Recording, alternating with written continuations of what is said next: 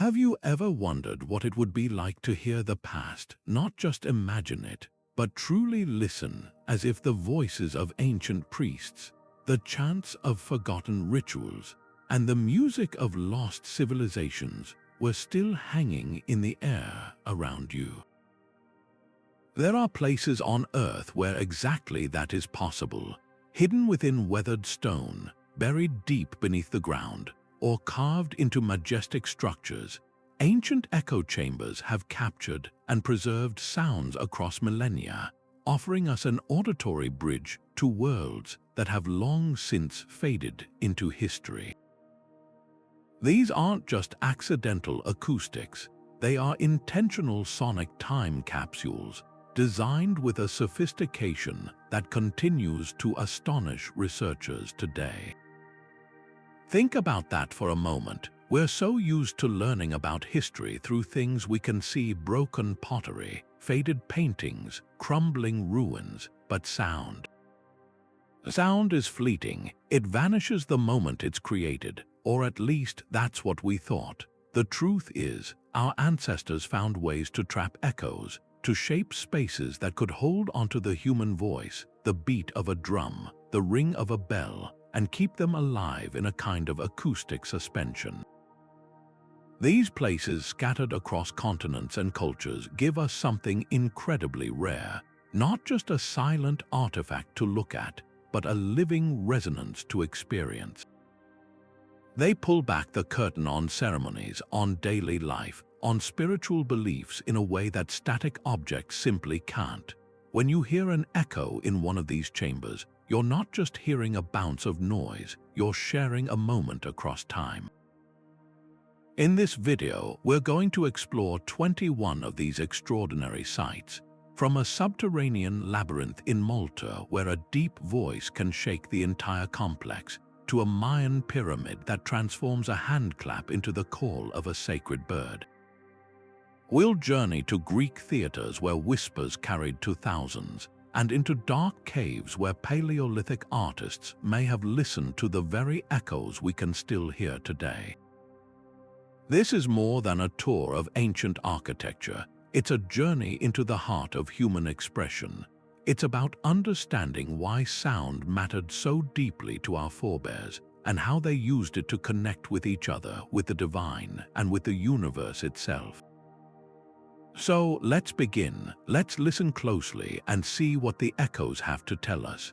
Deep beneath the modern island of Malta lies a world frozen in time, a sprawling underground sanctuary known as the Hypogeum of Saflioni.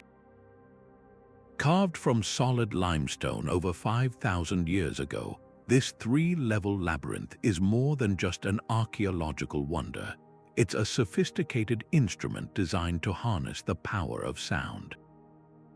Imagine the dedication it took to create such a place using only stone tools, meticulously shaping each chamber and corridor not just for structural stability, but for its acoustic properties. The most astonishing space within this complex is the so-called oracle room.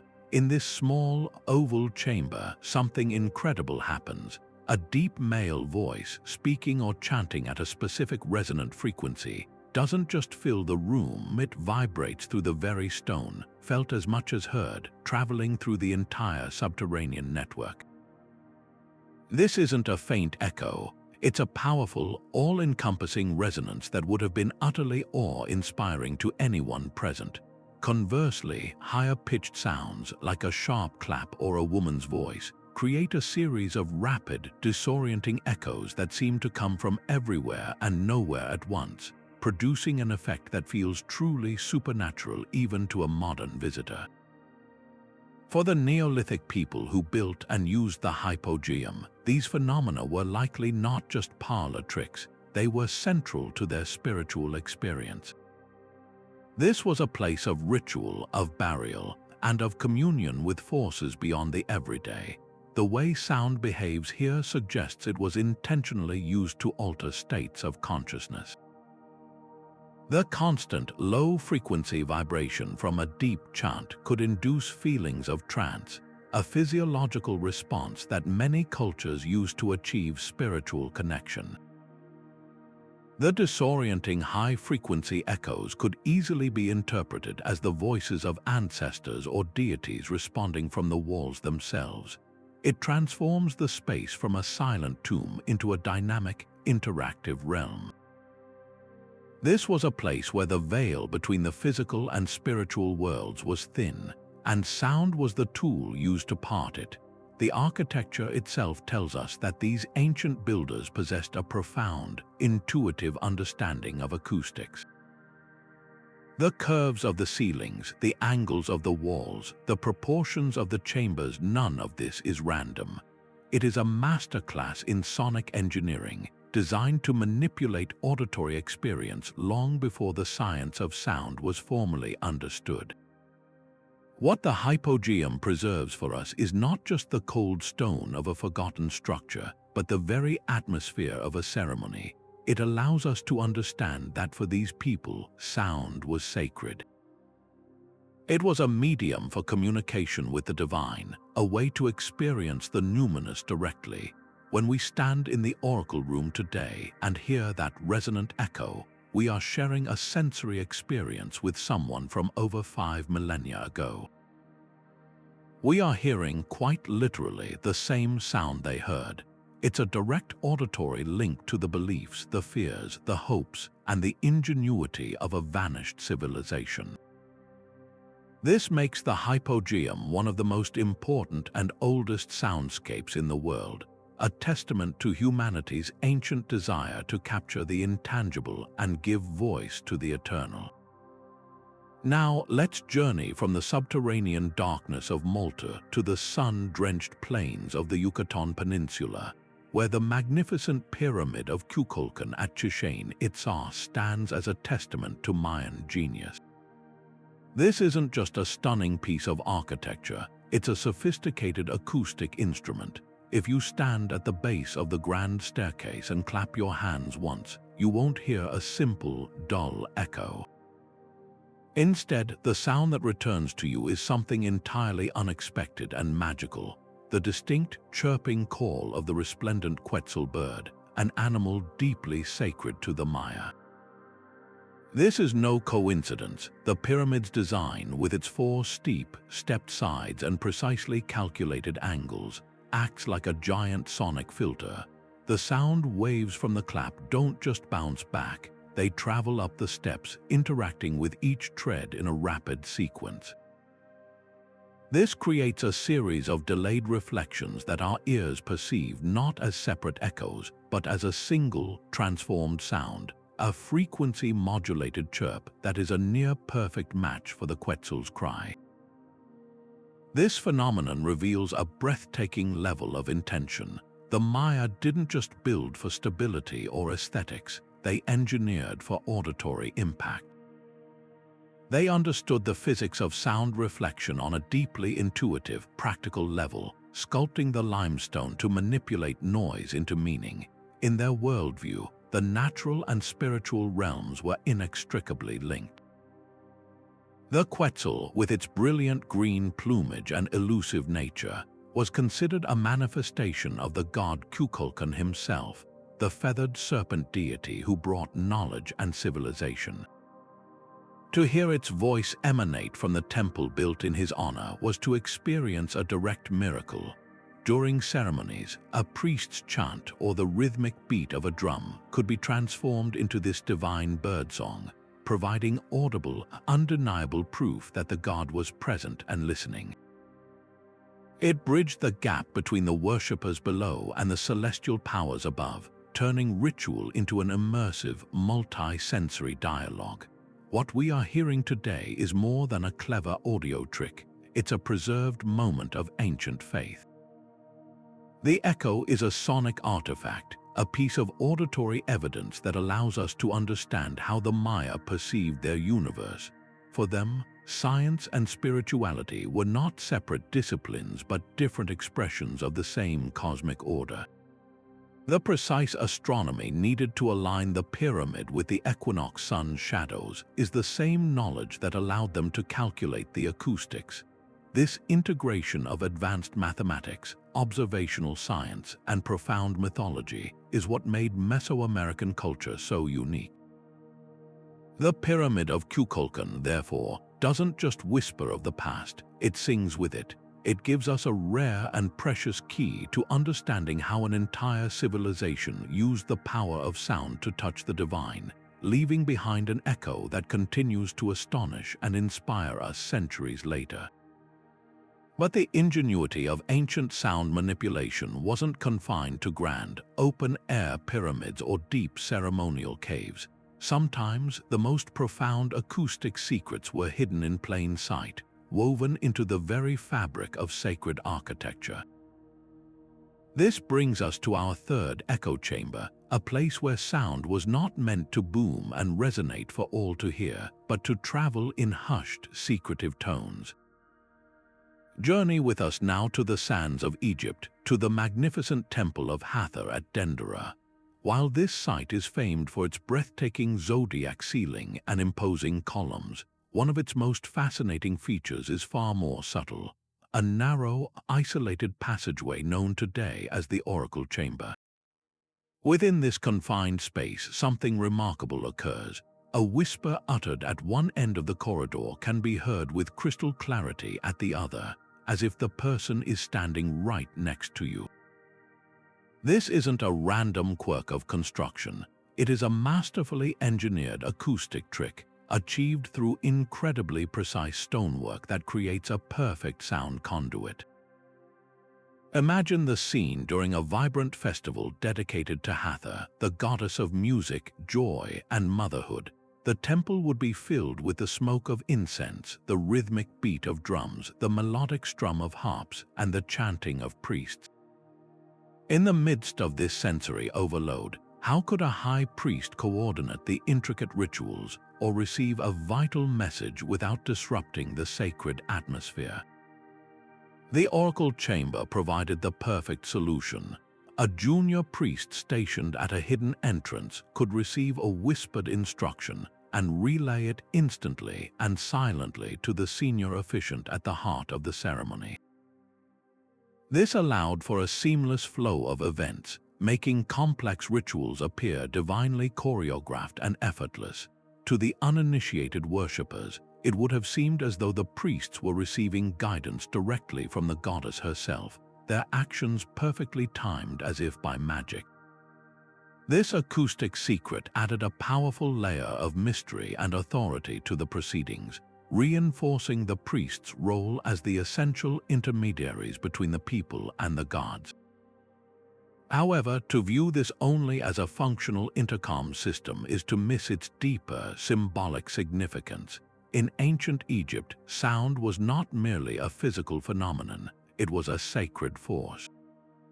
The very act of speaking was connected to the concept of Heka, or magical power.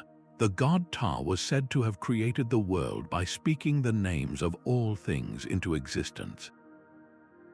Therefore, a whisper that could travel untouched through stone wasn't just clever, it was mystical. It mirrored the belief in an unseen world where messages from the divine could pass effortlessly into the mortal realm.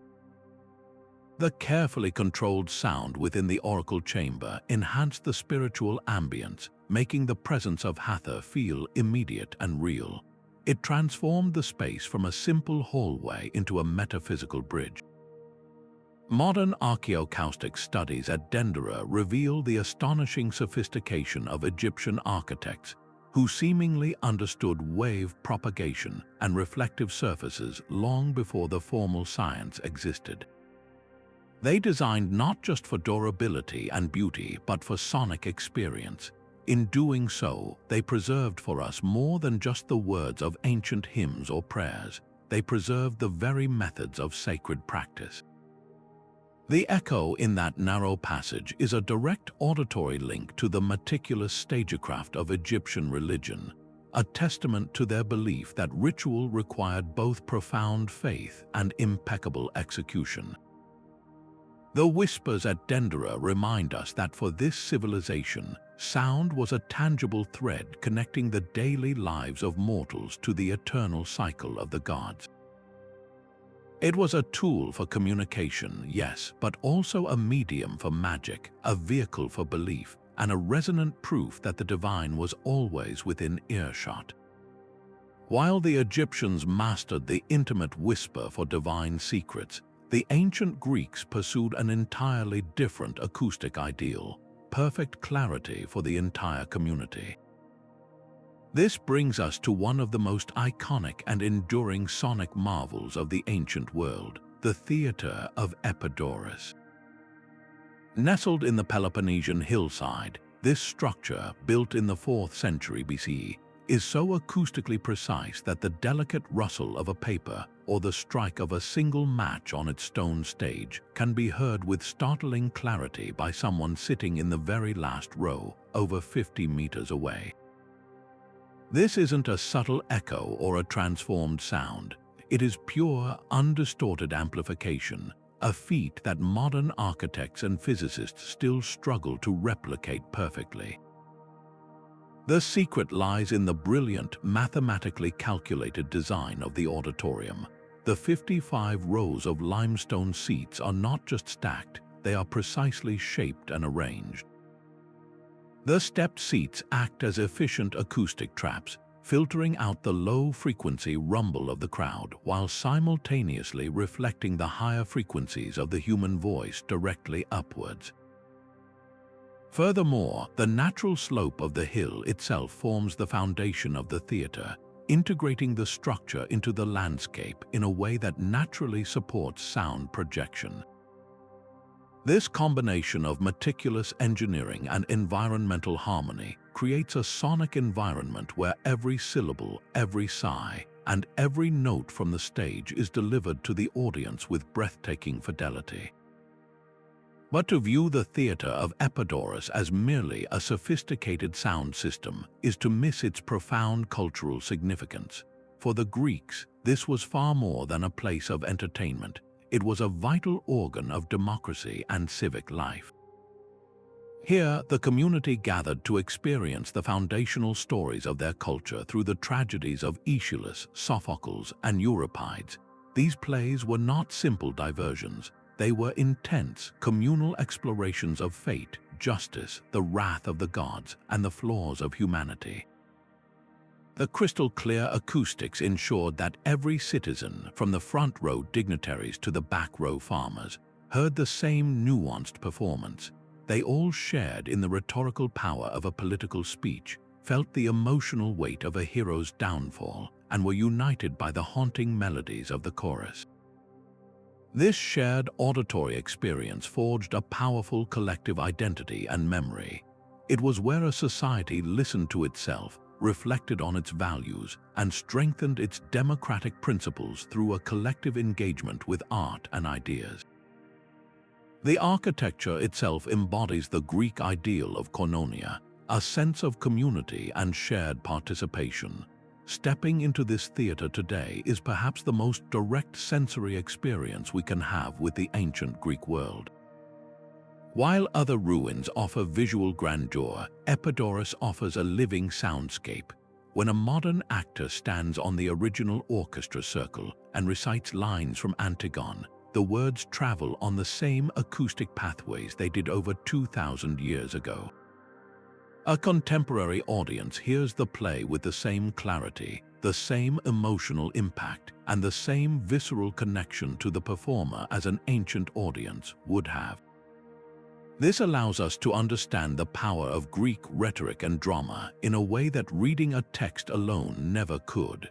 We can appreciate why a specific pause was dramatic, how a whispered confession could be utterly gripping, and how the rhythm of the language could captivate thousands. It transforms our understanding from an intellectual exercise into an emotional and auditory one. The theatre is not a silent relic. It is a functional, resonant record of Hellenistic genius, a testament to a civilization that valued the power of the spoken word, the beauty of musical harmony, and the importance of bringing every single citizen into the conversation. It stands as a powerful reminder that for the Greeks, art, science, and civic life were not separate pursuits but were beautifully and audibly intertwined. Leaving behind the sun-baked stones of the Greek theatre, we now travel to a windswept and mystical landscape in the Outer Hebrides of Scotland. Here, on the Isle of Lewis, stands the Kalanish stone circle, a hauntingly beautiful arrangement of ancient monoliths that has silently watched over the lochs and moors for over 5,000 years. While its more famous cousin, Stonehenge, often steals the limelight, Kalanish possesses a unique and profound acoustic secret that connects us to a much deeper, more intimate Neolithic ritual experience. This isn't a structure built with the same formal precision as a Greek auditorium. Instead, it feels like a part of the earth itself, a place where the natural world and human intention merge into one. The stones, some towering over 4 meters high, are arranged in a complex cruciform pattern, a design that scholars believe was meticulously aligned with the movements of the sun and moon. But beyond its visual and astronomical significance, Kalanish holds a powerful auditory dimension that would have been central to the ceremonies held within its embrace. When you step into the very heart of the circle, something subtle yet extraordinary happens to sound. The massive, leaning slabs of Lewisian gneiss act as a natural amphitheater, not to project sound outward to a distant crowd, but to contain and focus it inward for those standing within the sacred space. A quiet chant, the rhythmic beat of a skin drum, or even the soft cadence of spoken words doesn't simply vanish into the vast Scottish sky. Instead, the sound waves are caught by the irregular surfaces and angles of the stones, reflecting them back into the center in a layered, slightly resonant field. This creates an effect where the sound seems to swell from within the circle itself, feeling amplified and enveloping. For a small group participating in a ritual, this would have been a deeply immersive and transformative experience. The sound of their own voices and drums, given weight and presence by the stones, would have felt empowered, as if the very land was participating in and approving of their ceremony. It turns a personal act of worship into a communal dialogue with the environment. This intentional manipulation of soundscape suggests that the Neolithic builders of Kalanish possessed a sophisticated, albeit intuitive, understanding of their environment's acoustic properties. The arrangement wasn't random. The selection of these specific stones, their placement, and their angles all contribute to this focusing effect. It indicates that ritual for these people was a multi-sensory engagement. Their connection to the cosmos wasn't just something they observed with their eyes during a solstice sunrise. It was something they felt in their bones through the vibrations of their own music and chants, sounds that were literally grounded and amplified by the earth beneath their feet. They were blending auditory science with spiritual belief, using the physics of sound reflection to enhance the psychological impact of their most important gatherings. The echoes at Kalanish were likely believed to carry prayers upward, to make announcements to the community more authoritative, or to summon ancestral spirits whose voices might whisper back on the wind. What Kalanish offers us is a profoundly different kind of echo chamber. Unlike the engineered spaces of Malta or Mexico, this is an acoustic phenomenon born from a harmonious collaboration between human arrangement and the natural landscape. It provides a sonic glimpse into the mindset of prehistoric Northern Europeans, revealing a culture that sought not to dominate its environment, but to integrate with it. Their rituals were about finding their place within the vast, cyclical order of nature, the turning of the seasons, the dance of the celestial bodies, the endless cycle of life and death. The sound-focused design of Kalanish shows us that they understood this harmony wasn't just a visual spectacle, it was an audible one too. To stand in the center today, to speak softly and hear the land itself answer, is to share a moment of awe with those who stood there millennia ago, listening for the same echoes under the same endless sky. Beneath the bustling streets of modern Istanbul lies a hidden, silent world, a vast subterranean network of ancient cisterns that once quenched the thirst of a mighty empire. The most famous of these, the Basilica cistern, is a breathtaking feat of 6th century Byzantine engineering, but it is far more than just a forgotten water tank. With its forest of 336 marble columns rising from dark, still waters and its grand, vaulted brick ceilings stretching into shadow, this space is an architectural marvel that possesses an unexpectedly powerful acoustic soul. The combination of its immense scale, its endlessly reflective water surface, and its cavernous stone architecture creates a sonic environment unlike any other. A single spoken word here doesn't just echo, it transforms. It multiplies layers upon itself and hangs in the humid air as a shimmering, ethereal cloud of sound that seems to come from every direction at once. It is a haunting, beautiful reverberation that feels both immense and intimate, capable of turning a simple melody into a ghostly choir or a whispered secret into a pronouncement from the deep. While its primary function was undoubtedly practical, storing precious water for the great palace of Constantinople, the overwhelming sensory experience of this space suggests it served a deeper, dual purpose. Historical accounts and logical inference paint a picture of a city that knew how to utilize every inch of its environment, even the parts hidden from the sun. In the often tumultuous and politically charged world of the Byzantine Empire, such a vast, secluded, and awe-inspiring space would have been an irresistible venue for gatherings that required discretion or a profound atmosphere. It is not difficult to imagine clandestine meetings of state taking place in a small boat gliding between the columns, where the acoustics would carry a conspirator's whisper clearly to their companions while distorting and muffling it for any potential eavesdroppers further away. The natural amplification and complex reverberation would have made it a perfect, if unconventional, setting for mystical rites or heterodox religious ceremonies. Certain Eastern Orthodox and possibly even older esoteric traditions involved rituals centered on water as a symbol of purification and the subconscious.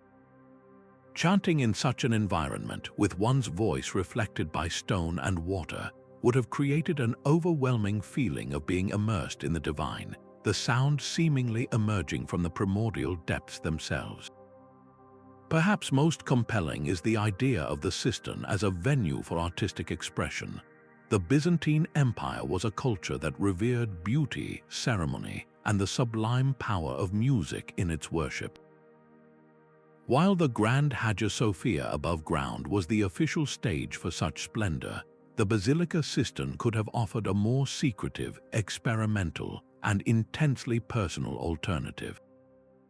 A lone musician with a lyre or a small, hidden choir could have used the space's natural acoustics to create music of heartbreaking beauty and complexity, the water's surface acting as a natural resonator that adds a unique, liquid quality to the notes.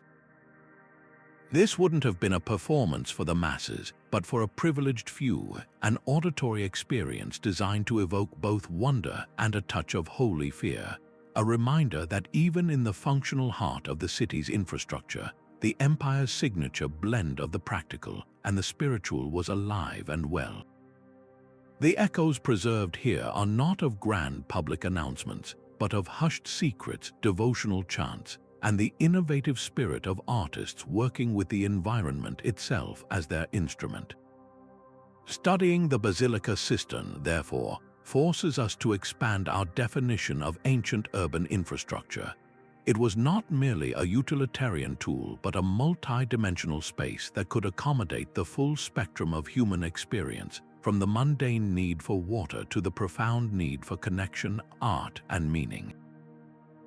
The cistern captures the auditory atmosphere of Byzantium not in the booming fanfare of its emperors, but in the intimate, reflected whispers of its people, their private fears, their secret devotions, and their quest for beauty in the most unexpected places.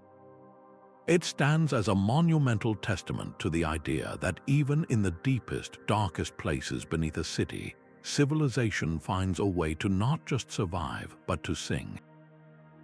Venturing from the man-made caverns beneath Istanbul, we plunge into a far more primal and perilous underworld, the sacred caves of the Maya. Our journey now takes us deep into the heart of the Belizean jungle, to the entrance of Actun Tunichil Muknal, a name that translates ominously to the Cave of the Crystal Sepulchre.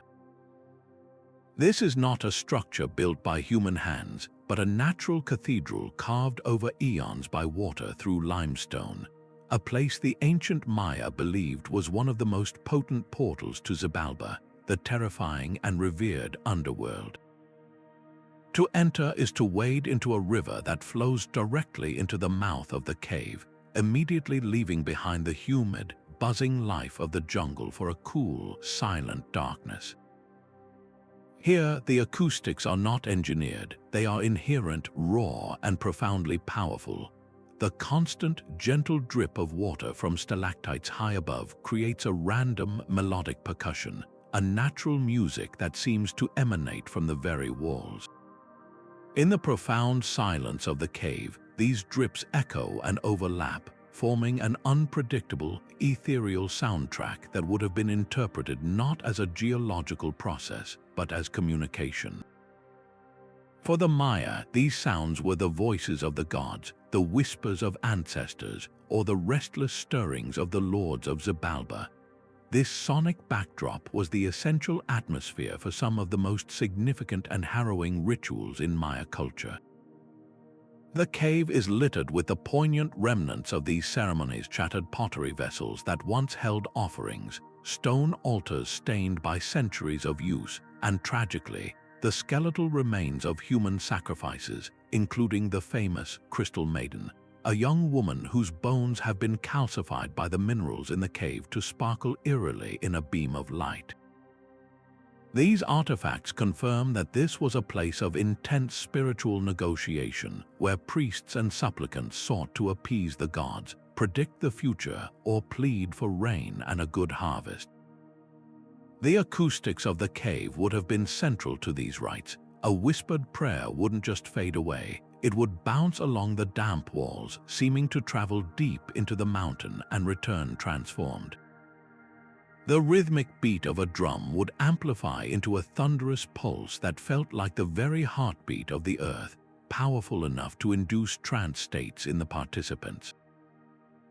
Every footstep, every gasp, every uttered chant was magnified, making the participants feel they were not alone, that their every action was being witnessed and answered by the supernatural forces that dwelled within the darkness.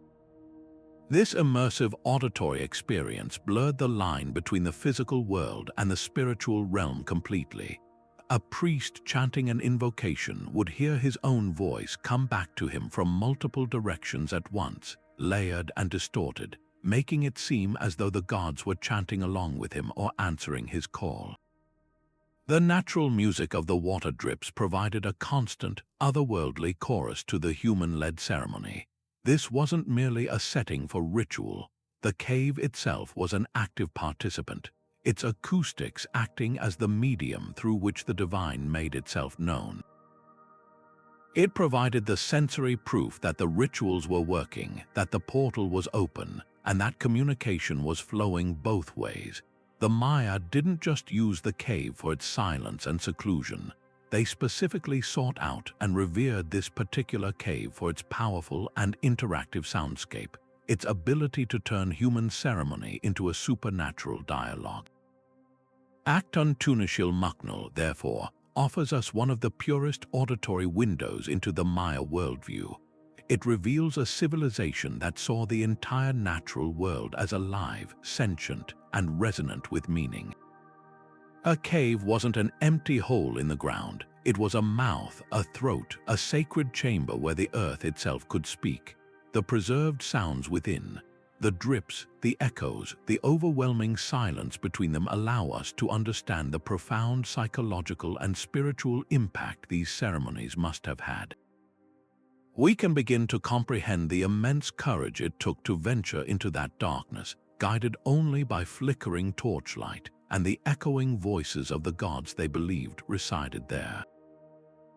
It reminds us that for ancient peoples, the most powerful echoes were not always those they built, but those they discovered, revered, and dared to listen to in the deepest, darkest places of the world.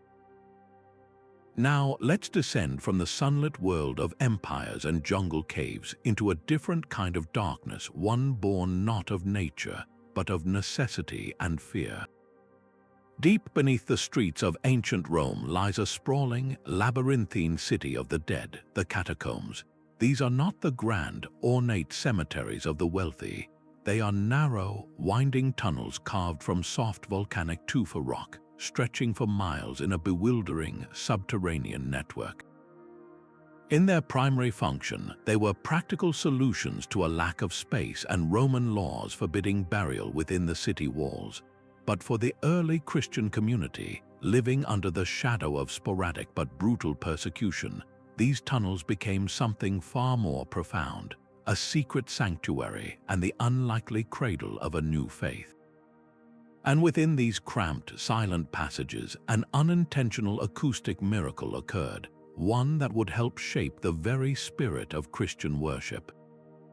Imagine the scene. By the flickering light of a small oil lamp, a group of men, women, and children would gather in a small, shelf-lined burial chamber deep within the earth. The air would be cool and still, heavy with the scent of damp clay and stone. The world above was hostile. Here they were safe, but surrounded by the remains of their departed loved ones. In this context of both fear and profound hope, they would begin to pray. And as they did, the architecture of the catacombs worked its own kind of magic. The rough, irregular surfaces of the narrow tunnels and low ceilings, which were never designed for acoustics, naturally captured and amplified sound. A single voice chanting a psalm or a hymn wouldn't just be heard by those immediately present. It would travel down the corridors, bouncing off the walls, layering upon itself, and returning as a softened, multiplied chorus. It was an echo not of one voice, but of the entire community, both living and dead. This collective resonance transformed a solitary prayer into a communal affirmation, making a small, frightened group feel like part of a vast, unseen multitude. This sonic phenomenon was absolutely critical to the psychological and spiritual survival of these early believers. Persecution seeks to isolate, to make individuals feel alone and powerless. The catacomb echoes did the exact opposite.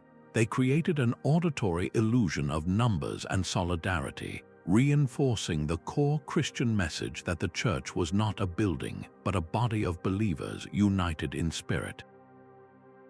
When a leader chanted, "The Lord is my shepherd," the returning echo made it sound as though the walls themselves, and by extension the cloud of witnesses buried within them, were repeating the promise back to the living. This wasn't eerie, it was immensely comforting.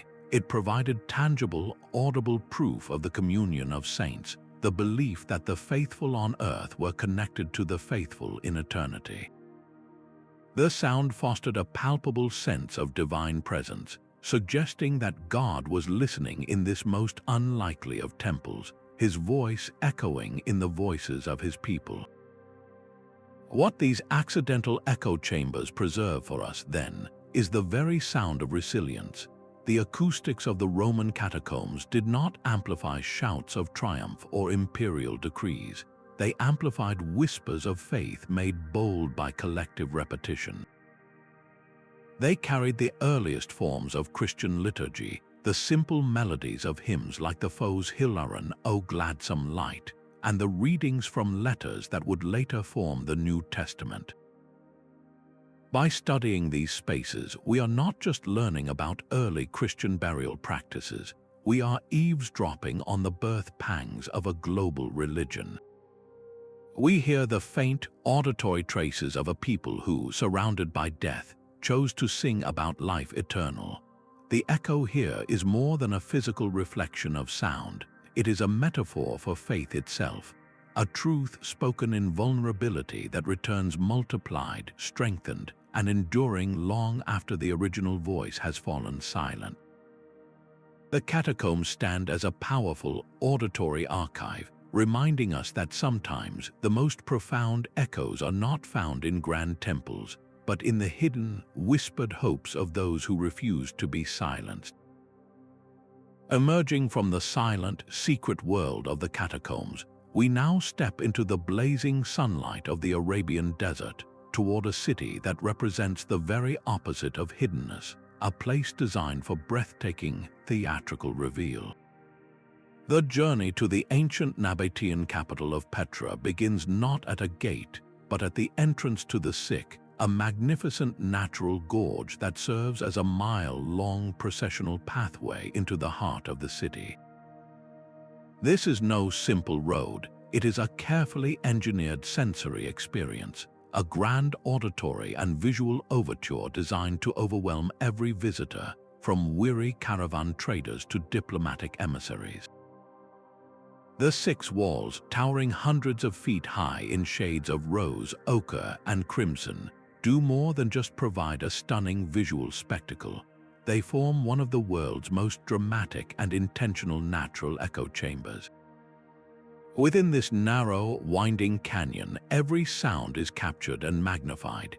The clip-clop of a camel's hoof on stone, the jingle of harness bells, the murmur of voices, all of it is gathered by the sandstone cliffs and reflected back in a soft, layered resonance that seems to emanate from the very rock itself. This constant, gentle reverberation creates a living soundscape, a low hum of activity that would have announced a visitor's approach long before they ever laid eyes on the city's wonders. This was far from an accidental acoustic effect. The Nabateans, masters of hydraulics who carved elaborate water channels into these very same walls to control flash floods and supply their desert metropolis, demonstrated a profound understanding of their environment.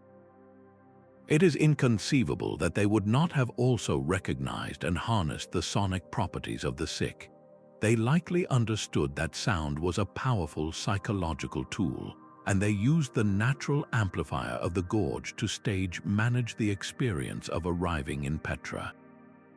Imagine an important trader or ambassador finally reaching the end of their long, arduous desert journey. As they navigated the cool, shaded Sick, the sound of their own procession would have been amplified, making their small party feel larger, more significant, and more imposing. This auditory enhancement built anticipation and awe, preparing them for the grand visual climax, the first, breathtaking glimpse of the treasury facade through the final narrow slit in the canyon. The echo made them feel like they were part of something monumental even before they saw it, but the use of sound extended beyond intimidating visitors. For the Nabateans themselves, the six acoustics would have been integral to their spiritual and civic ceremonies. Religious processions honoring their chief deity, Dashara, likely wound their way through the gorge, with chants and hymns bouncing off the walls, creating an enveloping, divine chorus that felt heaven-sent. The echo would have transformed the voice of a high priest making a proclamation at the entrance to the city, giving his words a weight and authority that felt supernaturally endorsed, as if the gods themselves were speaking through the mountain. This sophisticated manipulation of the sensory environment reveals a people who are not just brilliant engineers and traders, but also masterful psychologists and showmen. They controlled the narrative of their power and sophistication through every possible means, and sound was a key instrument in their arsenal. The carefully managed journey through the Sick was their opening argument, an unforgettable first impression designed to showcase their wealth, ingenuity, and divine favor. What the echoes of the Sick preserve for us, then, is not just the ghostly sound of footsteps, but the very ambience of a bustling, cosmopolitan hub. This was a city that thrived at the crossroads of the ancient world, a vital node in the network of incense and spice routes that connected the Mediterranean with Arabia, India, and beyond.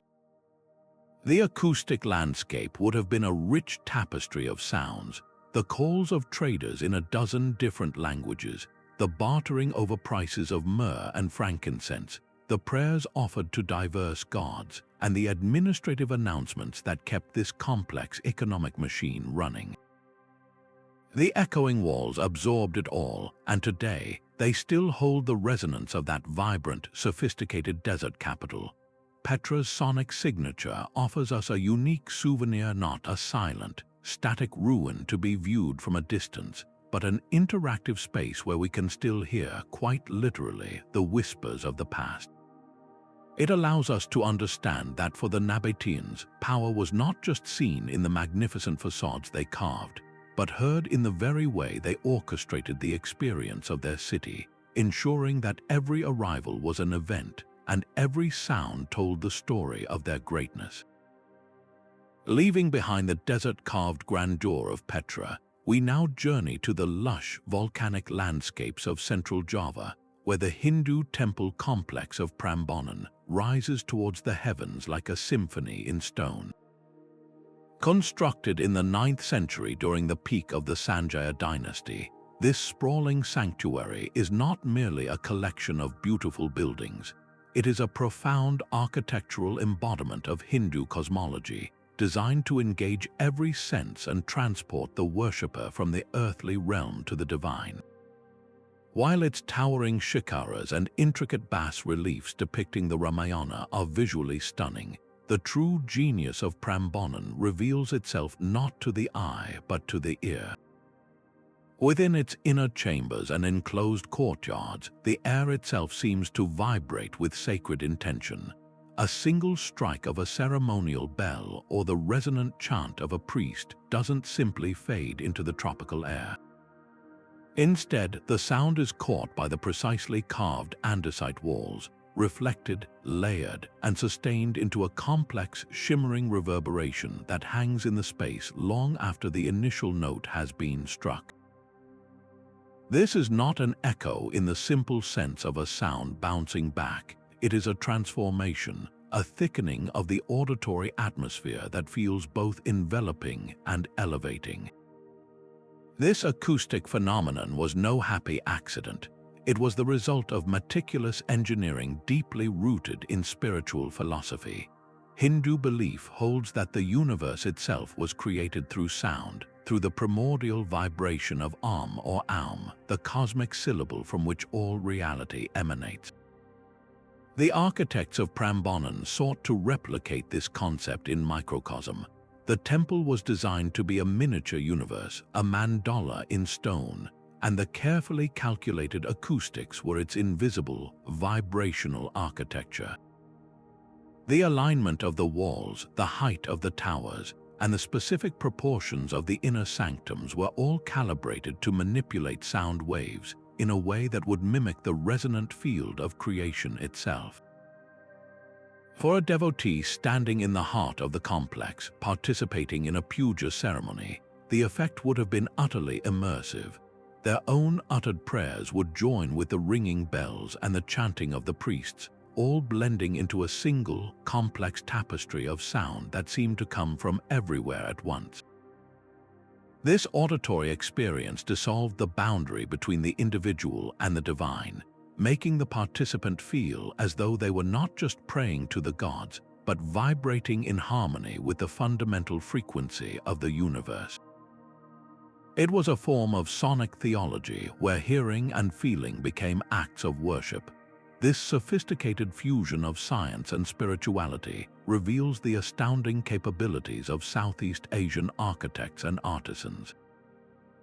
Without formal acoustic software or modern measuring devices, they possessed an intuitive, profound understanding of how sound interacts with space. They knew that certain angles would diffuse sound gently, while curved surfaces could create standing waves that amplify specific frequencies. This knowledge wasn't developed in a laboratory but was discovered through centuries of ritual practice and artistic experimentation, passed down through generations of master builders. By studying Prambanan's sonic properties, we learn that this culture viewed engineering, art, and religion not as separate disciplines, but as interconnected expressions of a single, sacred truth. Building a temple was as much about crafting the perfect auditory environment for communion as it was about carving the perfect image of Shiva. The echoes that linger in Prambanan's courtyards today are therefore far more than just historical curiosities. They are preserved fragments of a vibrant medieval kingdom's devotional life. They carry the resonance of a time when this was a living, breathing center of faith, philosophy, and power. They are the audible signature of the Mataram kingdom, a civilization that expressed its deepest understanding of the cosmos not only through what it built, but through how its creations made the universe sound.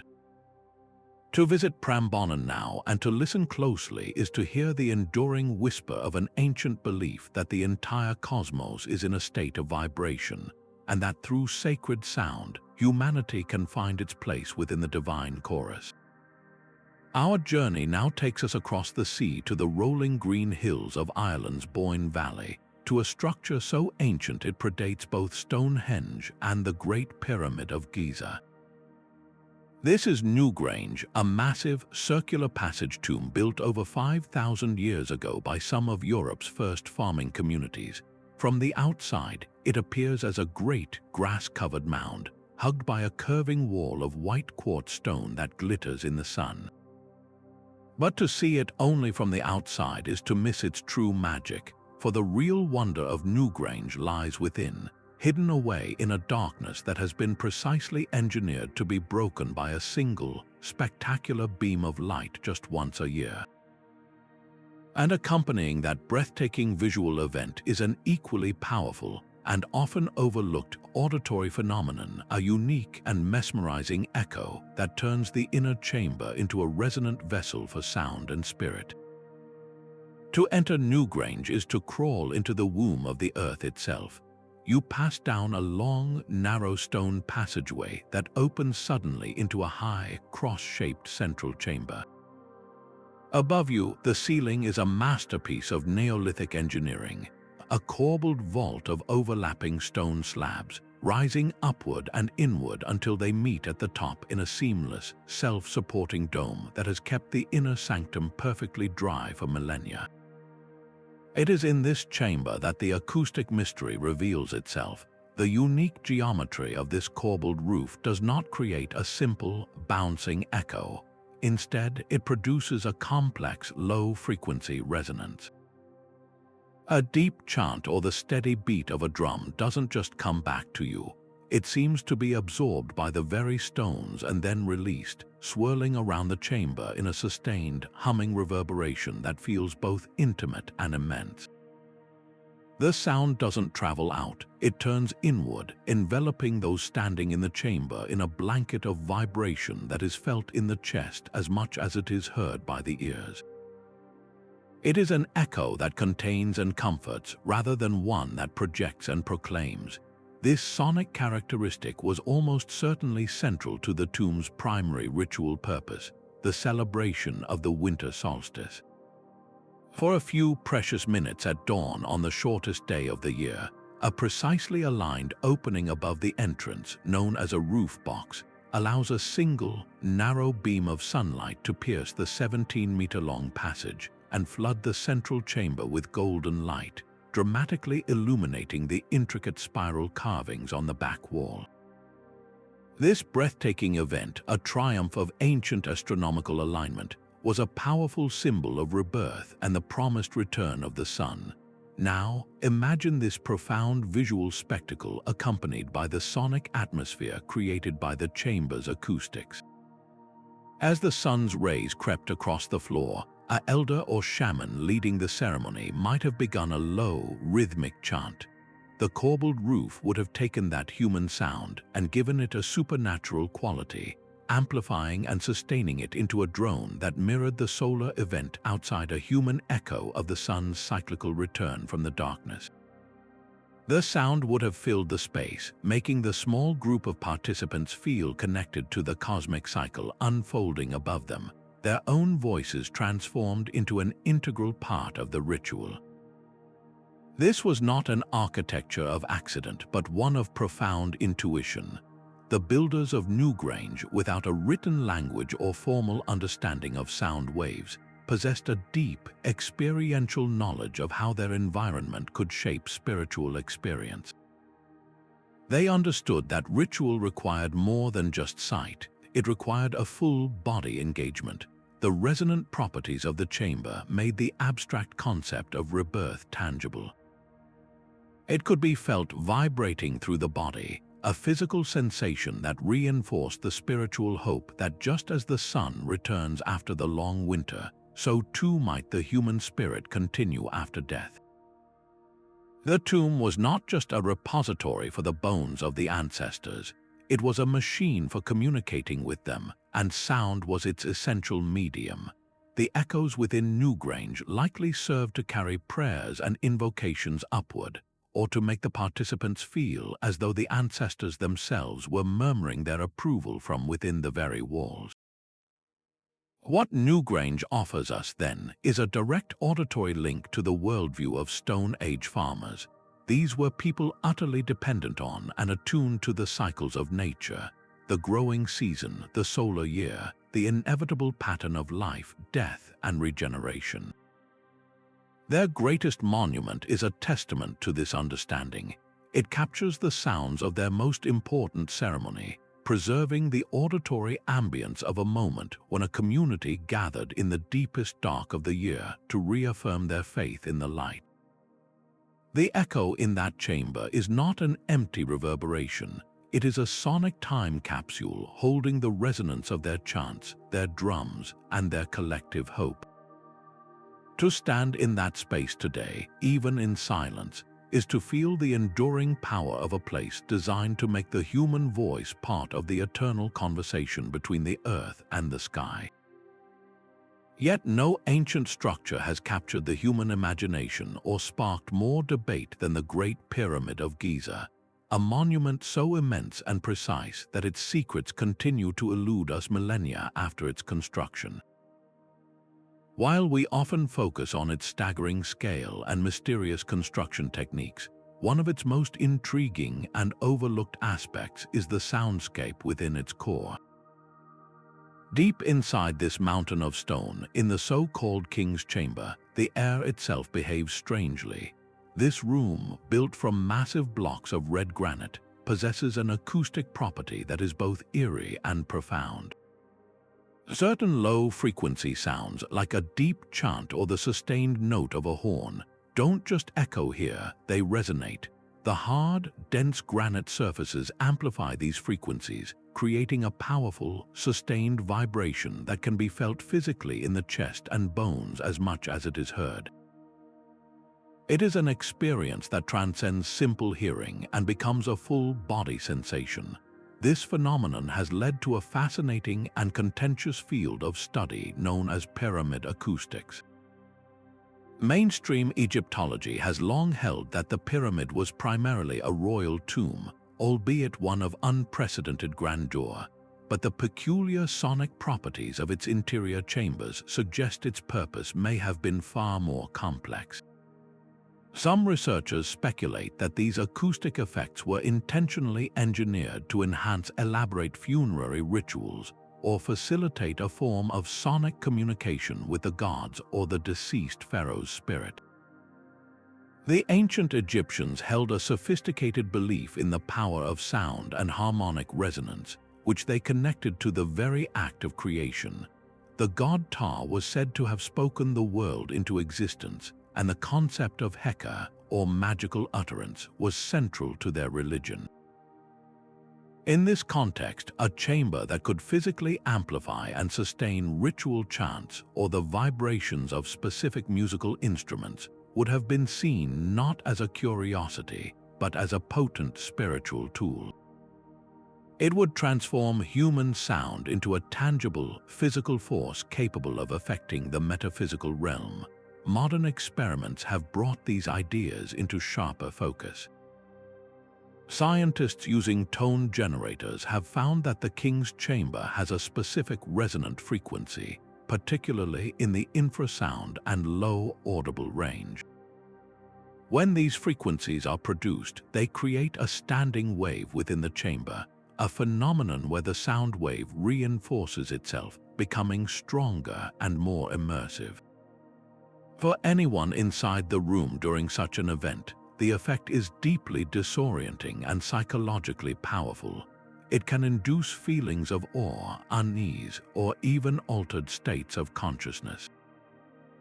Imagine a priest or a select group of initiates conducting a ceremony for the departed Khufu. As they chanted specific hymns or played long, deep notes on a ceremonial instrument, the room itself would have answered back, magnifying their efforts into an overwhelming sensory experience.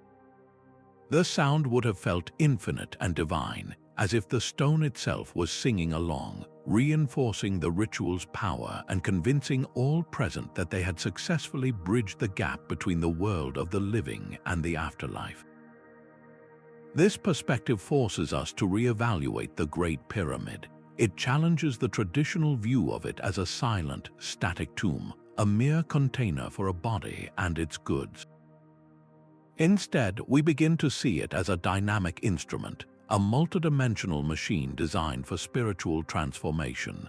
Its precise geometry, its choice of materials, and its internal acoustics all point to a civilization that understood the universe in terms of vibration, harmony, and resonance.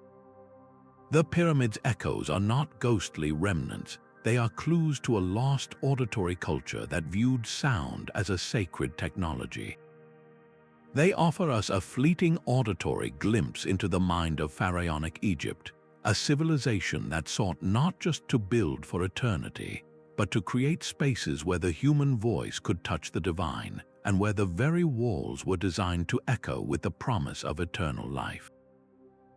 High in the Peruvian Andes, nestled within a sweeping plateau surrounded by majestic, snow-capped peaks, lies one of the most visually striking and acoustically ingenious sights of the ancient world, Moray.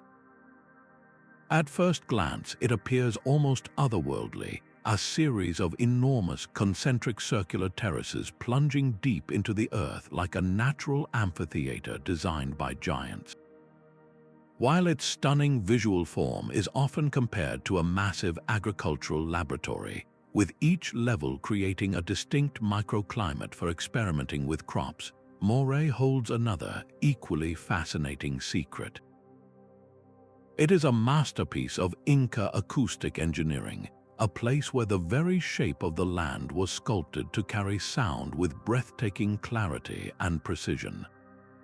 From the very bottom terrace, over 150 feet below the rim, a person speaking in a normal, conversational tone can be heard perfectly by someone standing at the very top. This is not a faint, ghostly echo, but a clear transmission of the human voice, as if the speaker were standing right beside you. It is an acoustic effect so powerful and intentional that it forces us to reconsider the primary purpose of this extraordinary place.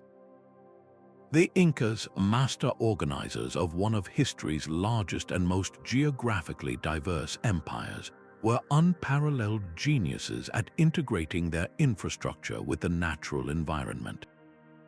They built roads that clung to impossible mountainsides, suspension bridges across raging rivers, and agricultural terraces that transformed steep slopes into fertile fields. At Moray, they applied this same philosophy of harmonious engineering to the challenge of sound. The smooth, curved walls of the terraces act as a perfect natural sound mirror. Sound waves from the bottom travel upward, reflecting off each successive level without the disruptive interference that would occur in a jagged or square structure. This creates a clean, focused column of audio that projects directly to the upper rim. For a culture that governed a vast territory without a written language, relying entirely on the spoken word and the memory of trained specialists known as Kukulcan. Such a tool was not a mere novelty. It was a revolutionary technology for communication and social cohesion. Imagine the scene during an important gathering. A high-ranking administrator or priest would stand at the very heart of the complex, the symbolic and acoustic center of this man-made canyon. Arrayed on the terraces above him would be community leaders from across the region, each representing different ecological zones, from the high-altitude pastoralists to the maize farmers of the warmer valleys. The speaker below could address the entire assembly without strain. His voice carried effortlessly to every listener. He could relay directives from the Sopa Inca in Cusco, announce agricultural schedules based on the experimental crops grown right there at Moray, or interpret celestial omens that dictated the planting and harvesting cycles. The acoustics ensured that the message was delivered with perfect fidelity, eliminating the confusion of the telephone game that can plague large, spread-out gatherings. This made governance more efficient, but it also made it more powerfully unifying. Everyone heard the exact same words at the exact same time, directly from the source. This shared auditory experience reinforced a collective identity and a sense of direct connection to the central authority, despite the vast distances of the empire. But to view Moray solely as an ancient public address system is to overlook its deeper spiritual dimension. The Incas lived in a world alive with sacred forces, or huacas, which resided in natural features like mountains, springs, and stones. The profound, bowl-like shape of Moray descending into the earth, the realm of Mother Earth or Pachamama, would have been understood as a deeply sacred landscape. The acoustic properties would have been seen not just as clever engineering, but as a divine gift, a literal channel for communication with the earthly and celestial realms. During ceremonies, the voice of a shaman chanting from the bottom would have seemed to emerge from the very heart of Pachamama herself, rising to envelop the participants in a blanket of sound that felt both nurturing and authoritative. The clarity of the sound ensured that every prayer, every hymn, and every invocation was participatory and inclusive, binding the community together in a shared ritual experience that was both heard and felt. The site beautifully embodies the Inca principle of duality, the union of practical need and spiritual belief, the masculine sky with the feminine earth, the human voice with the divine listener. Moray, therefore, offers us a uniquely clear sonic window into the Inca mind. It preserves the sophisticated auditory strategies of a civilization that mastered the art of oral tradition on a grand scale. The echoes that still ring clear across its terraces today are the echoes of efficient administration, of communal worship, and of a profound respect for the acoustic properties of the natural world. They allow us to hear, quite literally, how an empire without wheels, iron, or a written script could coordinate millions of people across some of the most rugged terrain on Earth through the power of a perfectly projected voice and a community that knew how to listen. It stands as a testament to the idea that the most advanced technology is not always the most complex. Sometimes it is simply the most harmonious. But to truly understand the significance of these sonic spaces, we must venture even further back in time, to the very dawn of human artistic expression. Deep within the limestone hills of the Dordogne region in France, the Paleolithic caves of Lascaux offer a breathtaking portal to a world 18,000 years in the past. Discovered in 1940, these caves are famously dubbed the Sistine Chapel of Prehistory for their stunning, vibrant depictions of aurochs, horses, stags, and bison that seem to gallop and charge across the undulating rock surfaces. For decades, the focus was almost exclusively on this visual masterpiece, a gallery of Ice Age genius that has captivated millions. But more recently, a different kind of exploration has begun, one that listens as much as it looks. Archaeoacoustics researchers have mapped the caves not for their images, but for their sound, making a profound discovery.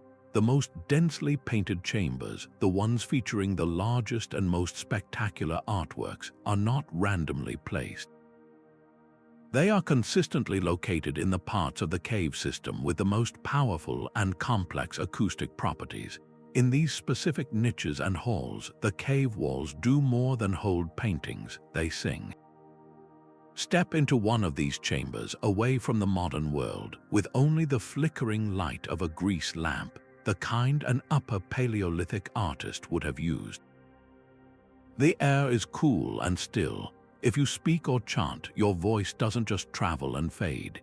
It is captured by the irregular curves of the ceiling and walls, reflected back in a series of overlapping echoes that create a sustained, shimmering resonance. It is an enveloping, almost disorienting effect that transforms a single voice into a chorus. Now, imagine the impact of a group chant or the rhythmic beating of a drum made from a stretched hide. The sound would become an all-encompassing force, vibrating through the rock and through the bodies of the participants.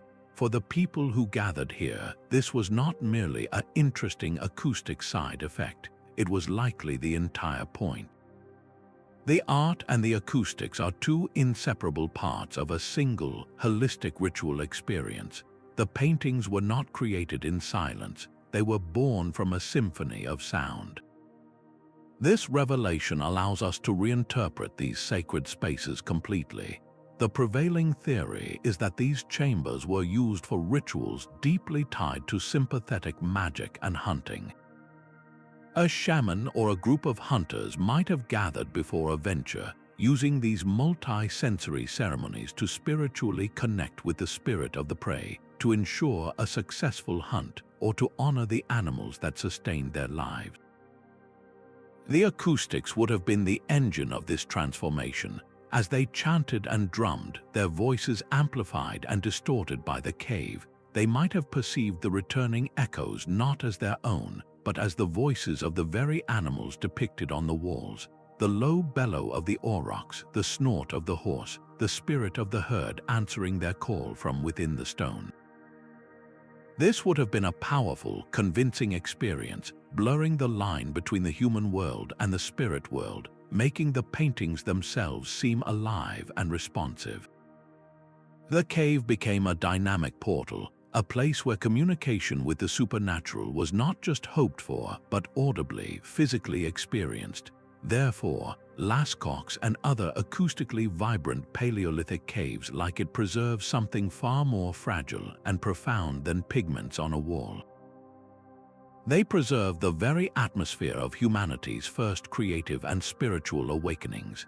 They offer us an auditory window into the moment our ancestors began to use symbolism, rhythm, and collective ritual to make sense of their world and their place within it. This was the birth of mythology, of identity, of art for more than art's sake. It was art for survival, for connection, for transcendence. The echo in these chambers is not an empty reverberation. It is the resonant memory of a ceremony, the ghost of a chant uttered by a person who looked up at the same painted bison by the light of a flickering flame and heard the world talk back. It allows us to understand that for them, creativity was a full-body, multi-sensory act, a fusion of sight, sound, and belief that helped them navigate a dangerous and mysterious world. Listening to the echoes of Lascaux today, we are hearing the foundational sounds of human culture itself, the earliest evidence of our species' innate drive to create meaning, not just in what we see, but in what we hear and feel together in the dark. From the primal, artistic darkness of Lascaux, we now ascend to a place of dazzling, sun-drenched power, the heart of the mighty Persian Empire. High on a vast stone terrace, the ceremonial capital of Persepolis was designed not for secrecy or intimacy, but for overwhelming, awe-inspiring spectacle. Here, in the Grand Apadana Palace, the Achaemenid kings mastered a different kind of acoustic magic, one that was not hidden in shadows but broadcast in the open air as a deliberate instrument of statecraft.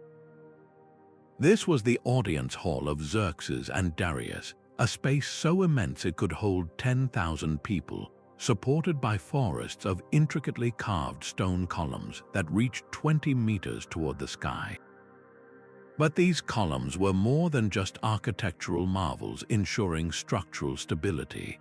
They were the key components of a brilliant, open-air amplification system. The sheer quantity and careful spacing of these pillars, combined with the vast, hard-packed earth and stone courtyard, created a complex sonic environment where sound waves would bounce and reflect in a very specific, controlled manner. The voice of a king or a herald speaking from the central platform wouldn't just travel outward in a simple wave. Instead, it was caught and subtly reinforced by this stone forest, its echoes layering in a way that made a single human voice sound larger, fuller, and more powerful, allowing it to carry with remarkable clarity across the enormous gathering of dignitaries, soldiers, and supplicants. This acoustic enhancement was a masterstroke of psychological persuasion. The Achaemenid Empire was the largest the world had ever seen, a sprawling mosaic of conquered nations, cultures, and languages stretching from the Indus Valley to the Nile. Governing such a diverse realm required more than military might. It demanded a constant, visible, and audible reaffirmation of the emperor's absolute and divine authority. The Grand New Year's festival, known as Nowruz, was the ultimate stage for this display. Delegations from every corner of the empire, from Babylonians in finely woven robes to Ethiopians bearing gifts of ivory, would approach the throne to offer tribute. In this dizzying, multicultural crowd, the king's voice, amplified and given unnatural weight by the architecture, would cut through the murmur of foreign tongues.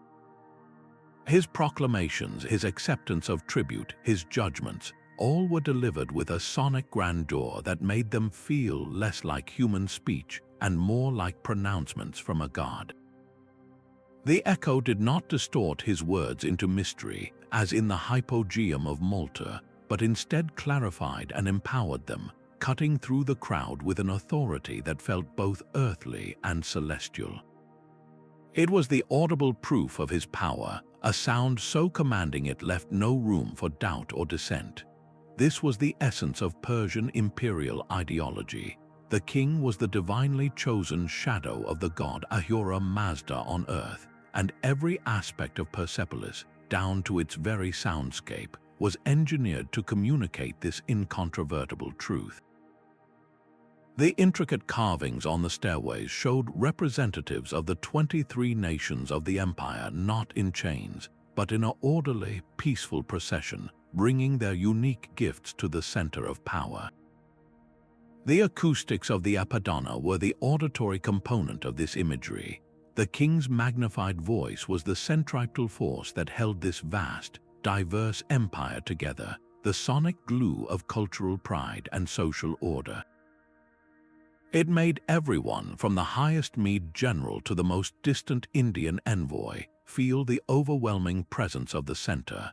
They heard the same words with the same resonant power at the same time, creating a shared experience of subjugation and inclusion within the imperial project.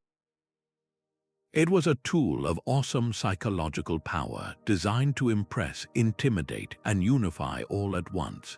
Studying the sonic strategies of Persepolis, therefore, gives us a far richer understanding of how ancient empires maintained control. It wasn't just about armies and taxes, it was about dominating the sensory experience of power. The careful architecture shows a sophisticated understanding of how sound could be weaponized for persuasion, how it could shape perception and reinforce hierarchy. The echoes that once rang out across that platform were not merely a quirk of physics. They were a calculated feature, as intentional as the reliefs depicting the king slaying a mythical beast.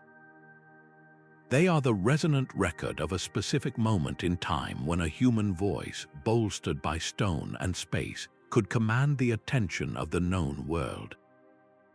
Persepolis allows us to hear, in our mind's ear, the formidable sound of absolute authority, a reminder that the architecture of power is always designed to be heard as well as seen.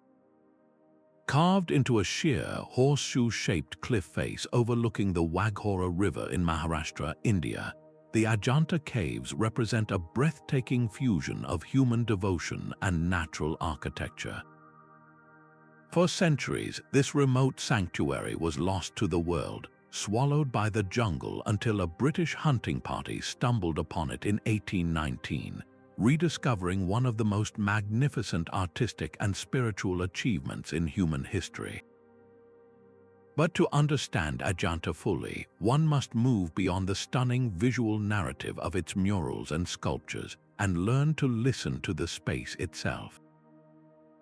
The 29 caves, painstakingly excavated from the volcanic basalt rock between the 2nd century BCE and the 5th century CE, are not just galleries, they are resonant instruments. The main prayer halls or chaityas with their high, vaulted ceilings and long, pillared naves, and the monastic dwelling caves or viharas with their square chambers and verandas, all share a remarkable acoustic property. The hard, polished rock surfaces act as a natural amplifier and sustainer of sound.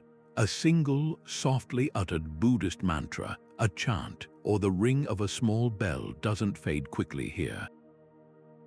Instead, it is caught by the stone, reflected, and layered into a soft, lingering reverberation that hangs in the air like a luminous cloud, enveloping everyone present in a blanket of sacred vibration.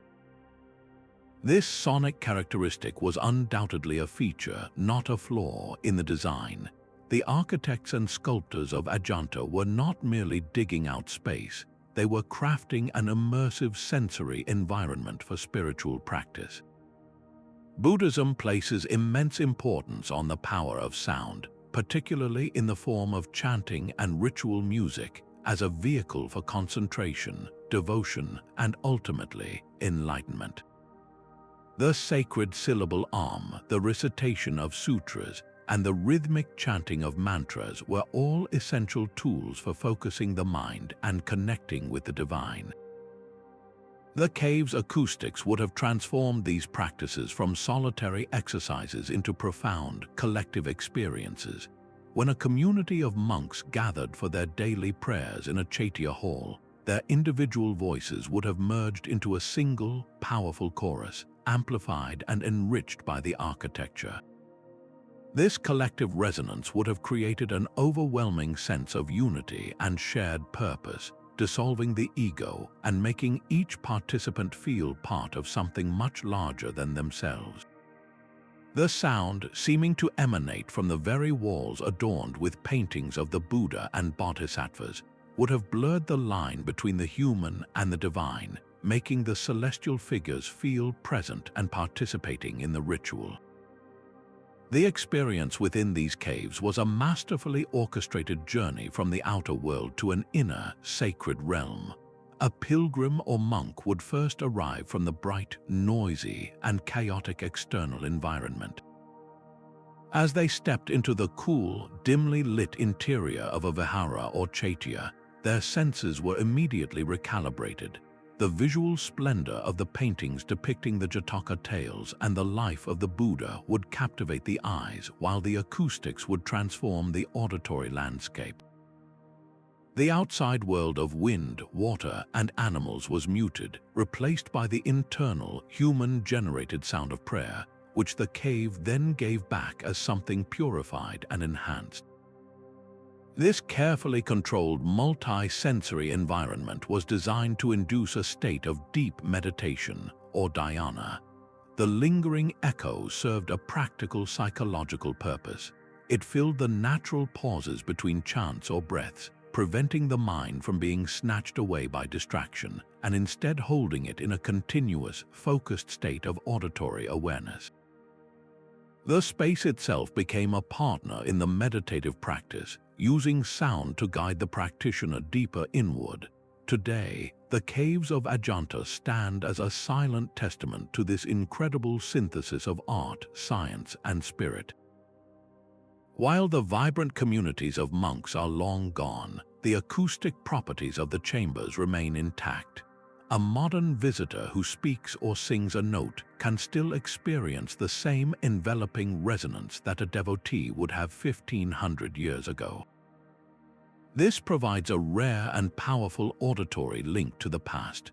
The echo we hear now is not an empty reverberation. It is a preserved fragment of centuries of unwavering devotion. It carries the accumulated resonance of countless monks and pilgrims who sought nirvana within those walls, their whispered prayers and chanted sutras seemingly absorbed into the very rock, waiting to be heard by those who listen closely. Ajanta is more than an archaeological site. It is a timeless sonic sanctuary, a monument to the ancient understanding that the path to enlightenment is walked not only in silence, but also in the transformative, communal, and sacred power of sound. Perched high on the slopes of Mount Parnassus, the sanctuary of Delphi was far more than a collection of beautiful buildings.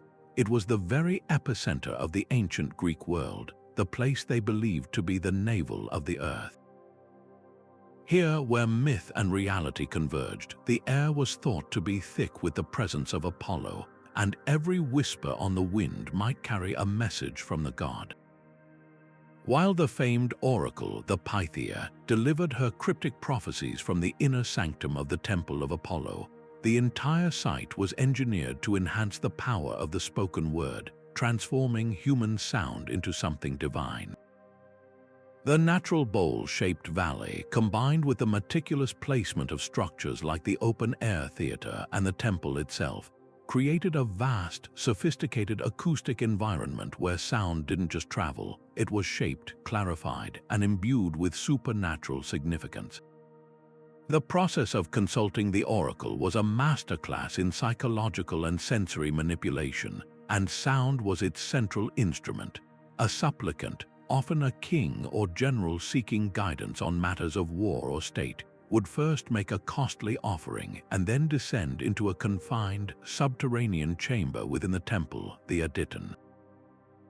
Above, seated on a tripod over a fissure in the earth that was said to emit intoxicating vapors, the Pythia would enter a trance-like state.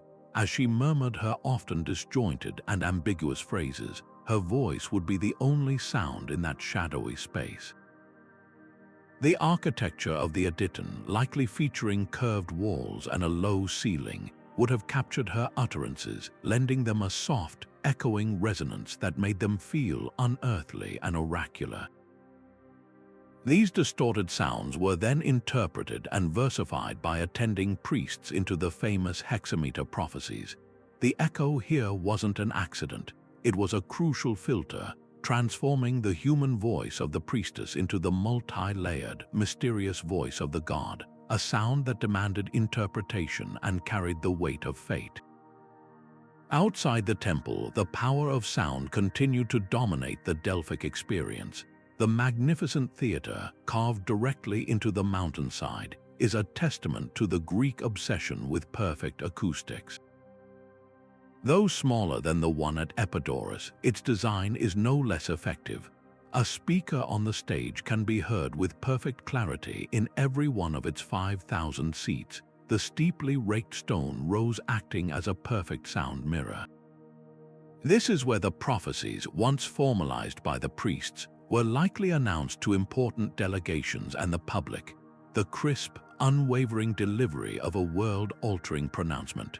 Perhaps advising a city-state to found a colony or to avoid a naval battle would have hung in the thin mountain air with absolute authority, its clarity leaving no room for doubt about its divine origin.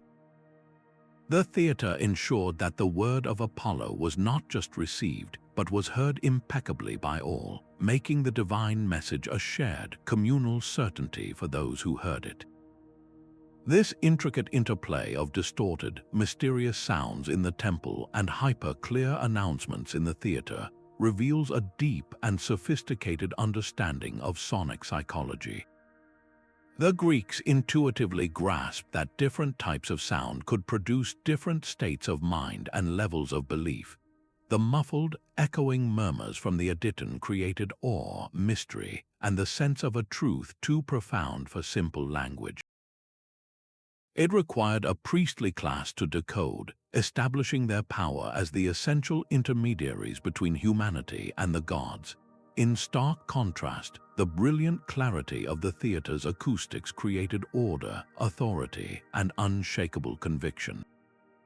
It translated the mysterious into the actionable, the divine whisper into a human command. At Delphi, sound was the medium through which the will of the gods was transmitted, interpreted, and ultimately enacted, making this sanctuary a crucial nexus where the intangible world of the divine audibly shaped the very tangible course of human history, deciding the fates of empires with nothing more than an echo and its clear, unequivocal interpretation. Rising from the high plateau just northeast of modern-day Mexico City, the immense ruins of Teotihuacan stand as a silent, monumental puzzle.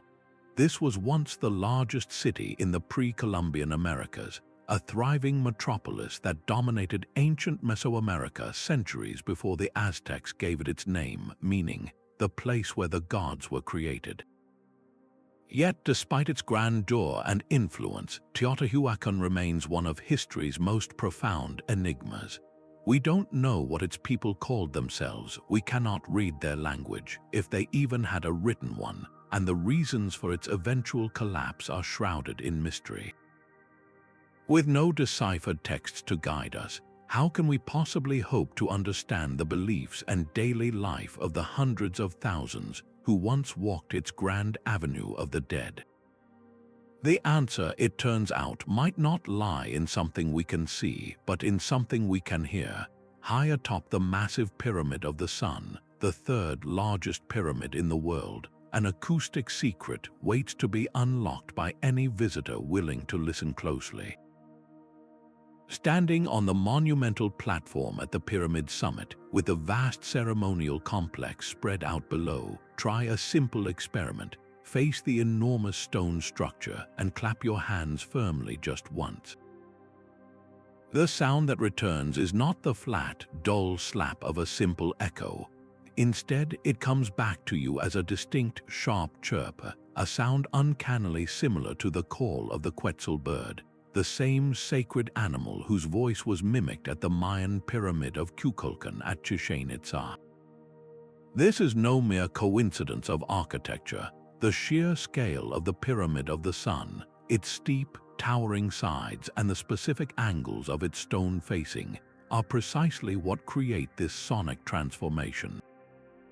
The sound waves from the clap travel down the steps, interacting with each tread in a rapid, cascading sequence that filters and modulates the noise, turning a human-made sound into something entirely natural and deeply symbolic. The effect is so pronounced and so specific that it simply must have been an intentional feature, a deliberate piece of acoustic engineering designed into the very heart of this sacred structure. This shared auditory phenomenon across different Mesoamerican cultures, from the Maya to the builders of Teotihuacan, points to the existence of a widespread and sophisticated acoustic language, a shared understanding of how to use sound and architecture to communicate complex spiritual ideas. The Quetzal, with its iridescent green plumage, was more than just a beautiful bird. It was a powerful symbol of divinity, a bridge between the earthly realm and the heavens. Its feathers adorned the headdresses of kings and priests, and its very essence was associated with the creator gods. For its call to emanate from the most dominant structure in the city, a pyramid believed to be a portal to the underworld and the sky, was to create a powerful, audible miracle. During ceremonies, the rhythmic beating of drums or the chanting of priests would have been transformed by the pyramid's architecture into this divine birdsong, providing tangible auditory proof that the gods were present and listening. It was a way to make the intangible tangible, to give a voice to the forces of nature and the cosmos that governed their lives. For the people of Teotihuacan, who left behind no royal tombs or boastful inscriptions of their rulers, this sonic symbolism might have been a core component of their collective identity.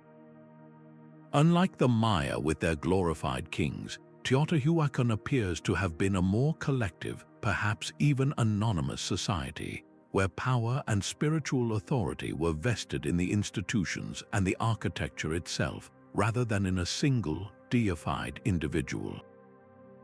In such a culture, the Pyramid of the Sun wasn't just a backdrop for ritual, it was an active participant. Its echoing voice was the voice of the state, the voice of the community, and the voice of the gods, all speaking as one. The sound effect served as a unifying force, a shared sensory experience that reinforced a common worldview for every person gathered in the vast plaza below.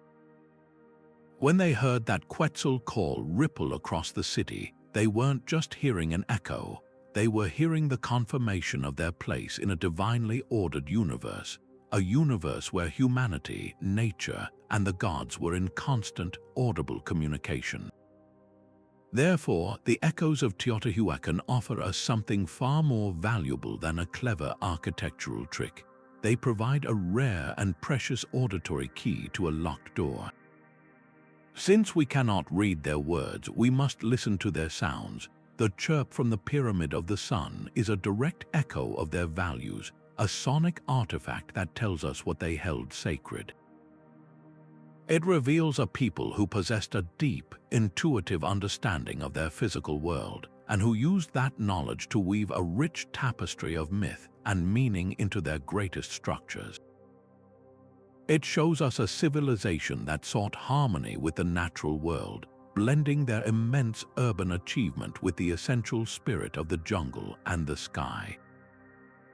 By listening to this sound, we are granted a fleeting auditory bridge across the centuries, allowing us to hear, if not their spoken language, then the profound spiritual language of their architecture, a language that continues to resonate from the stones of their abandoned city, whispering clues about the lost voices of a truly grand and enigmatic urban culture. Leaving behind the sun-scorched pyramids and plazas of the Americas, we now journey to the damp, misty coast of Normandy, France, where the tidal island of Mont Saint-Michel rises from the sea like a fortress of faith reaching for the heavens. This breathtaking medieval monastery is more than a stunning architectural feat. It is a meticulously engineered instrument for divine worship, a place where stone and sound were woven together to create an auditory experience designed to transport the human soul. Within its great abbey church and the shadowy, vaulted corridors of its cloisters, the very air seems to hum with a sacred memory. Here, the primary medium for that spiritual transport was not silent prayer, but the powerful, collective voice of monks raised in Gregorian chant. The architecture of the monastery was their amplifier and their collaborator. Soaring stone vaults, long, resonant corridors, and hard, reflective surfaces were not merely structural necessities. They were acoustic tools, carefully crafted to capture the human voice, sustain its notes, and layer them into a thick, enveloping tapestry of sound that felt both immense and intimate. This sonic design was the physical manifestation of a profound spiritual philosophy that governed monastic life. The daily rhythm of a medieval monastery was structured around the liturgy of the hours, a cycle of 8 prayer services that marked the passage of day and night. This constant, rhythmic return to prayer was meant to sanctify time itself, and the chanting of psalms was the engine of this sanctification. The monks believed that their collective chant was not just praise directed toward God, but a participation in the eternal song of the angels perpetually surrounding the divine throne. The architecture's role was to make this heavenly concert audible on earth. As the plainchant, a single, unison melodic line, emanated from the choir, the vaulted ceilings would catch it, sustaining the notes and allowing them to blend and bloom into a rich, drone-like resonance. This reverberation filled the pauses between phrases, creating a continuous, shimmering cloud of sound that seemed to have no human source. For the monk standing in his stall, the effect was one of complete immersion. His own voice was absorbed into this greater whole, a sonic metaphor for the dissolution of the individual self into the communal body of Christ. The echo did not distort the words, it sanctified them, transforming human song into something that felt infinite and divine. The psychological impact of this engineered soundscape cannot be overstated. Life within the monastery walls was one of extreme discipline, austerity, and repetition. The world outside, with its violence, disease, and material struggles, was deliberately shut out. In this sealed environment, the acoustic properties of the architecture worked to create a powerful, alternative reality, a sensory bubble of holiness. The reverberant chant vibrating through one's body during the long night office of matins could induce states of deep focus, trance, or profound peace, cutting through fatigue and distraction. This was not an accidental side effect, it was the intended goal. The sound itself became a form of spiritual technology, a tool to facilitate the Opus Dei, the work of God, which was the monk's primary duty. The sustained echoes made the divine feel immanent and tangible, as if God's presence was not just an article of faith but a physical force resonating in the very stone and air. It was auditory proof that their devotion was being heard and, more importantly, answered with a palpable sense of connection. Furthermore, this shared sonic environment was a powerful force for community cohesion. In an order where individual speech was often severely restricted by vows of silence, the daily chanting in the church was the one sanctioned, collective outlet for expression. The act of breathing together, singing together, and hearing their combined voices transformed by their surroundings forged an incredible bond among the brothers. They weren't just individuals praying near each other, they were a single organism, a unified body creating a sacred sound that none could produce alone. The acoustics ensured that every monk, from the youngest novice to the aging abbot, contributed to and was enveloped by this collective resonance. It was a daily, audible reminder of their interdependence and their shared purpose, reinforcing the social structure and spiritual discipline that held the entire community together. The monastery, therefore, stands as a pinnacle of intentional acoustic design from the medieval world.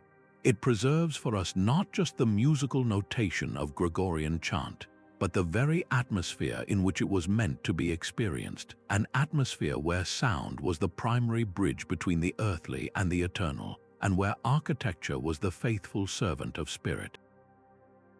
Carved into the sheer sandstone cliffs of southwestern Colorado, the ancient cities of Mesa Verde are a breathtaking testament to human ingenuity and adaptation. Here, the ancestral pueblones didn't just build on the land, they became a part of it, constructing entire multi-story villages within enormous natural alcoves that sheltered them from the elements. But these architectural marvels were more than just practical dwellings. They were also carefully crafted sonic environments where the very rock itself collaborated in the preservation of culture and community. The natural concavity of these massive recesses functions as a perfect acoustic shell, capturing sound waves and reflecting them back inward with remarkable clarity and focus. A voice speaking at a normal volume from one of the central plazas can be heard with stunning precision in the doorways and rooftops of dwellings dozens of feet away, while the subterranean, circular kivas, the sacred ceremonial chambers, possess their own unique acoustic properties, with their enclosed, cylindrical shapes and flat stone benches creating a resonant space where even a whisper can feel intimate and powerful. This sophisticated use of natural acoustics was likely central to the social and spiritual fabric of ancestral Puebloan life. In a culture without a written language, the oral tradition was the living library of the people, the sole vessel for history, lore, mythology, and practical knowledge passed down through countless generations. The story of a successful hunt, the complex instructions for cultivating corn in an arid climate, the sacred narratives of emergence and migration, all of this vital information resided in the memory and the voice of the community's elders and storytellers. The amplifying properties of the cliff alcoves would have turned these storytelling sessions into immersive, communal events. An elder recounting a creation myth from a central courtyard would not have needed to strain their voice. The architecture would have done the work for them, projecting their words clearly to a large audience gathered on the rooftops and in the doorways of adjacent buildings. This ensured that every member of the community, from the smallest child to the most distant listener, could share in the experience, reinforcing a collective identity and a shared understanding of their world. The kivas, however, offer a more intimate and spiritually charged acoustic experience. These round, partially underground rooms were the heart of Puebloan ceremonial life, used for rituals, political meetings, and weaving a social fabric that connected the community to each other and to the spiritual world. The acoustics within a kiva are notably different from the open alcove. Sound doesn't project outward, it turns inward, swirling around the enclosed space and creating a sense of enveloping intimacy. A prayer chanted or a drum beaten in the center of the kiva would have resonated through the bodies of everyone present, a physical vibration that deepened the emotional and spiritual impact of the ceremony. This sonic environment fostered a powerful sense of unity and shared purpose, making abstract beliefs tangible through collective auditory experience. The precise engineering of these spaces, including their ventilation shafts and unique architecture, shows a deep understanding of how to manipulate an environment for both practical and profound psychological effect, using sound to bind the community together in both celebration and solemn ritual. What the echoes of Mesa Verde ultimately preserve for us is the resonant signature of a people who achieved a profound symbiosis with their environment. They didn't fight the landscape, they listened to it and learned from it, harnessing the natural acoustic gifts of the sandstone cliffs to support their cultural survival. The soundscapes of these cliff dwellings were not an accidental byproduct of architecture, but an integral part of a sophisticated communication system that strengthened social bonds and ensured the continuity of knowledge across centuries. In a world of immense practical challenges, the ability to gather a community and share a story with perfect clarity was not a luxury, it was a necessity for resilience.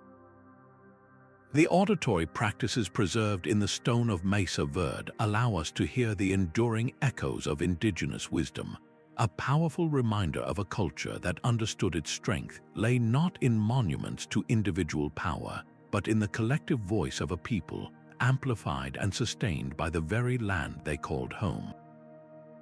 And so we arrive at our final ancient echo, not in a hidden cave or a sunken chamber, but soaring 200 meters into the sky atop a monolithic column of red rock.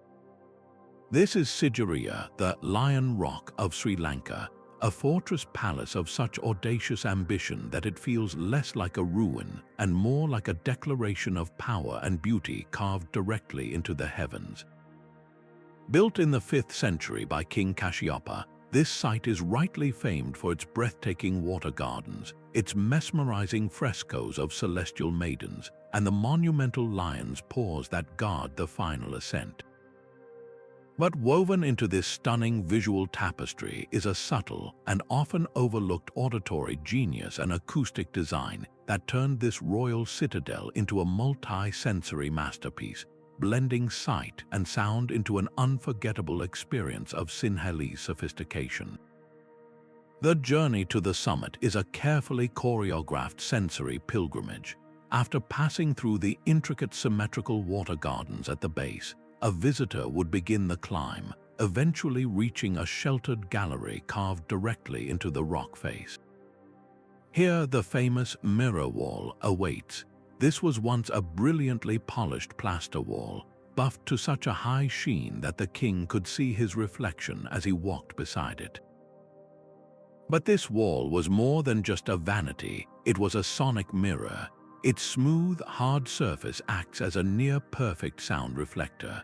A conversation, a softly plucked string from a veena, or the gentle chime of a dancer's anklets wouldn't just travel along this corridor, it would glide, captured and clarified by the wall, allowing sounds to travel with remarkable purity over distance. This created an intimate auditory pathway, a private channel where the nuances of courtly music and conversation could be preserved and enjoyed without being lost to the winds that constantly sweep the rock's summit.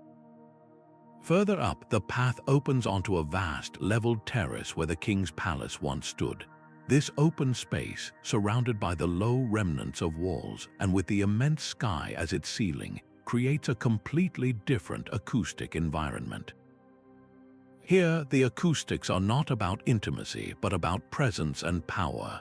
A proclamation made from this vantage point, overlooking the endless green plains of the Sri Lankan countryside, would have been carried on the wind, its echoes bouncing off the rock face below and seeming to emanate from the sky itself.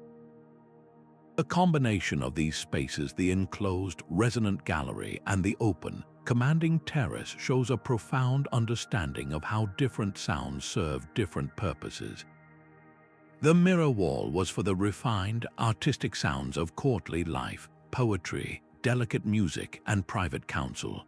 The summit was for the public, authoritative sounds of a ruler demonstrating his control over all he surveyed.